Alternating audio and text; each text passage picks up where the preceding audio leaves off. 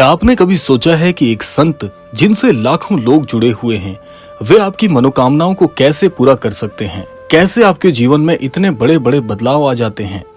तो आज हम बात करेंगे नीम करौरी बाबा के बारे में, जिनके भक्त ये मानते हैं कि वो अद्भुत शक्तियों के धनी हैं और उनकी कृपा से असंभव चीजें भी संभव हो जाती हैं। नीम करौरी बाबा एक महान संत, सिद्ध पुरुष और चमत्कारी संत के रूप में जाने जाते हैं। उनके अनुयायियों का कहना है कि बाबा के आशीर्वाद से उनकी हर मनोकामना पूरी होती है, चाहे वो स्वास्थ्य से जुड़ी हो, आर्थिक उन्नति हो या फिर किसी व्यक्तिगत समस्या का समाधान। लेकिन बाबा ये सब कैसे करते हैं? अगर आप तक भी आज का ये क्रमांक पहुंचा है तो आप बड़े ही भाग्यशाली हैं, क्योंकि महाराज जी का कोई भी कार्य बिना किसी योजना के नहीं होता। अगर आपको महाराज जी ने आज के क्रमांक के लिए चुना है तो निसंदेह महाराज जी की मर्जी है कि आपके जीवन में भी सफलता, आर्थिक उन्नति और आपकी भाग्य का भाग्योदय होना महाराज जी ने सोचा हुआ है। ऐसा कहा जाता है कि नीम करौरी बाबा अपने भक्तों की भावनाओं और समर्पण को देखते हैं। जब आप सच्चे दिल से उनके प्रति श्रद्धा रखते हैं और अपनी समस्या को उनके चरणों में समर्पित करते हैं तो बाबा आपकी प्रार्थना सुनते हैं।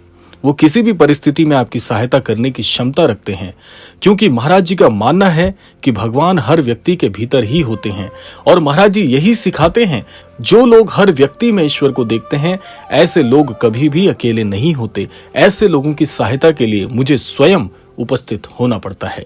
बाबा के कई भक्तों का कहना है कि उनके जीवन में बाबा की कृपा से बड़े बदलाव आए हैं। कई बार बिना कुछ कहे बाबा ने उनके दिल की बात समझ ली और उनकी समस्याओं का समाधान कर दिया। भक्तों का कहना है कि बाबा की कृपा से मनोकामनाओं की पूर्ति अचानक से होती है, जैसे जीवन में कोई बड़ा चमत्कार हो गया हो। एक और महत्वपूर्ण बात यह है कि नीम करौरी बाबा ने कभी किसी विशेष प्रक्रिया या विधि का पालन करने के लिए नहीं कहा। उनके अनुसार सच्ची भक्ति, सच्ची श्रद्धा और समर्पण ही सबसे बड़ी शक्ति है। अगर ये सारी खूबियां, ये सारे साधन आपके पास हैं तो जीवन में अन्यत्र किसी और चीज की आपको आवश्यकता है ही नहीं। आप केवल इन्हीं साधनाओं से महाराज जी को आसानी से प्रसन्न कर सकते हैं। महाराज जी का मानना था कि आप भगवान के प्रति समर्पित रहें, भगवान के प्रति समर्पण करें और अपनी समस्या या इच्छाओं को छोड़ दें। फिर भगवान या गुरु स्वयं आपकी सहायता करेंगे। ये अनन्य गुरु का परम कर्तव्य बन जाता है कि उसके अनन्य भक्तों के प्रति उसके जितनी भी परेशानियां हैं, उस सारी परेशानियों का हल गुरुजन अपने मार्गदर्शन से करवाएं। इसीलिए महाराज जी आपके साथ जुड़ जाते हैं। आज भी महाराज जी की समाधि पर जाकर हजारों लोग अपनी मनोकामनाएं मांगते हैं और ऐसा कहा जाता है कि उनकी इच्छाओं से सारी इच्छाएं आपकी पूरी हो जाती हैं। बाबा नीम करौरी के बारे में अनेक कथाएं हैं, जिनमें लोगों ने उनकी कृपा से बड़ी बाधाओं को पार किया है। चाहे वो व्यापार हो या व्यापार में उन्नति हो, शिक्षा में सफलता हो या स्वास्थ्य से जुड़ी कोई समस्या हो, बाबा हर रूप में, हर स्वरूप में मदद करते हैं। नीम करौरी बाबा की कृपा प्राप्त करने के लिए आपको कौन कौन सी चीजें जरूरी हैं, आइए अब वो जान लेते हैं। कैसे महाराज जी की आपको कृपा मिलेगी? नीम करौरी बाबा की कृपा प्राप्त करने के लिए जरूरी है कि आप अपने दिल में श्रद्धा रखें, उनके नाम का जाप करें और पूरी सच्चाई के साथ अपनी समस्या को उनके चरणों में समर्पित कर दें। बाबा आपके दिल की बात को जानते हैं और सही समय पर आपको सहायता करते हैं। इसीलिए महाराज जी कहते हैं कि हृदय में ईश्वर को रखें, ईश्वर का स्मरण करें। जिस हृदय में ईश्वर की जितनी ज्यादा अद्भुत भावनाएं होंगी, जिस हृदय में ईश्वर के प्रति प्रेम होगा, समर्पण होगा, सच्ची भावनाएं होंगी, ऐसा व्यक्ति जीवन में कभी भी किसी परेशानी से जूझता नहीं है। वो हर परेशानी से उभर कर बाहर आता है, जैसे कि एक अनन्य गुरु का एक बहुत ही परिपक्व शिष्य हो। तो अगर आपके मन में भी कोई इच्छा है या जीवन में कोई समस्या आ रही है तो श्रद्धा और विश्वास के साथ नीम करौरी बाबा से प्रार्थना कीजिए। बाबा हमेशा अपने भक्तों की मदद के लिए तैयार रहते हैं। इसीलिए कहा जाता है कि यदि जो भी साधक, जो भी अनन्य भक्त महाराज जी के किसी भी धाम में अपने हृदय की कोई भी इच्छा लेकर जाता है तो वहां से खाली नहीं लौटता। आइए जानते हैं महाराज जी के धाम में जाने से कैसे आपके जीवन में बड़े बदलाव होते हैं।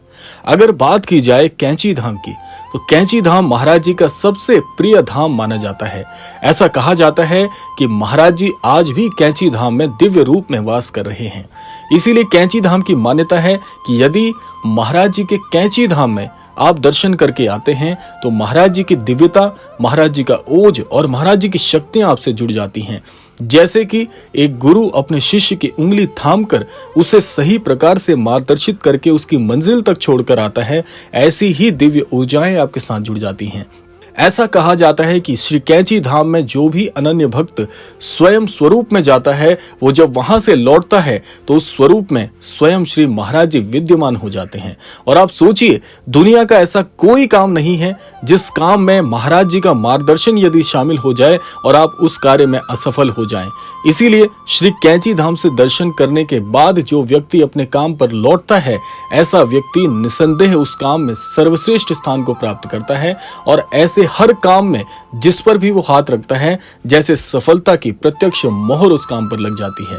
तो इसीलिए आप सभी को मैं आमंत्रित करता हूं कि एक बार श्री कैंची धाम अवश्य आएं और महाराज जी के दर्शन करने का जो आभास है, जो अनुभव है, उसे प्राप्त करें। मैं आपसे इस बात पर शर्त लगा सकता हूं कि कैंची धाम जैसा अनुभव आपने आजीवन नहीं किया होगा।